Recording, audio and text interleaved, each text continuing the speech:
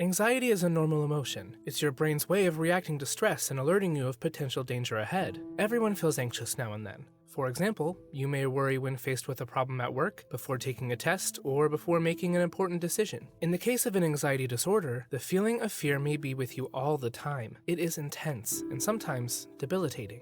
This type of anxiety may cause you to stop doing things you enjoy, and in extreme cases, it may prevent you from entering an elevator, crossing the street, or even leaving your home. If left untreated, the anxiety will keep getting worse. Anxiety disorders are the most common form of emotional disorders and can affect anyone at any age. According to the American Psychiatric Association, women are more likely than men to be diagnosed with an anxiety disorder. There are several types of anxiety disorders, like generalized anxiety disorder. You feel excessive, unrealistic worry and tension with little or no reason. Panic disorder. You feel sudden, intense fear that brings on a panic attack. Social anxiety disorder, also called social phobia. This is when you feel overwhelming worry and self-consciousness about everyday social situations. You obsessively worry about others judging you or being embarrassed or ridiculed. Separation anxiety disorder, fear of being away from home or loved ones. Illness anxiety disorder, anxiety about your health, formerly called hypochondria. Post-traumatic stress disorder, or PTSD, anxiety following a traumatic event. Obsessive-compulsive disorder, recurring irrational thoughts that lead you to perform specific, repeated behaviors. Specific phobias, you feel intense fear of a specific object or situation, such as heights or flying. The exact causes of anxiety disorders are unknown. According to the National Institute of Mental Health, researchers believe that a combination of genetic and environmental factors may play a role. Brain chemistry is also being studied as a possible cause. Some common causes include exposure to stressful and negative life or environmental events in early childhood or adulthood, a history of anxiety or other mental illnesses in biological relatives, medical factors, such as the symptoms of a different disease, the effects of a medication, or the stress of an intensive surgery or prolonged recovery. Brain chemistry. Some research suggests anxiety disorders may be linked to faulty circuits in the brain that control fear and emotions. A history of mental health disorders. Having another mental health disorder, like depression, raises your risk for anxiety disorder.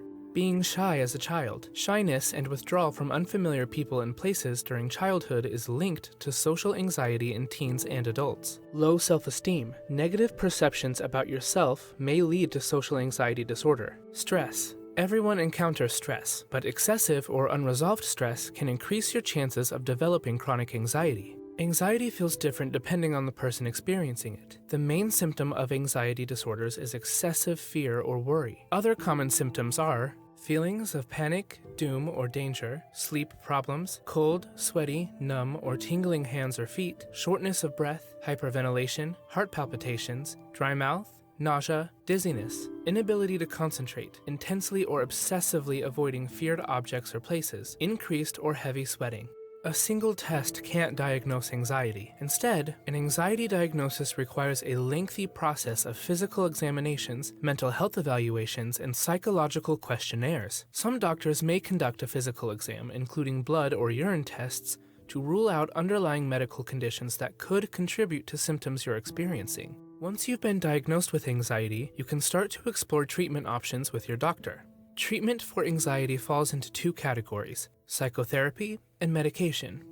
For some people, medical treatment isn't necessary. Lifestyle changes may be enough to cope with the symptoms. In moderate or severe cases, however, treatment can help you overcome the symptoms and lead a more manageable day-to-day life. Meeting with a therapist or psychologist can help you learn tools to use and strategies to cope with anxiety when it occurs. With proper care and treatment, a person can learn how to manage his or her symptoms and thrive.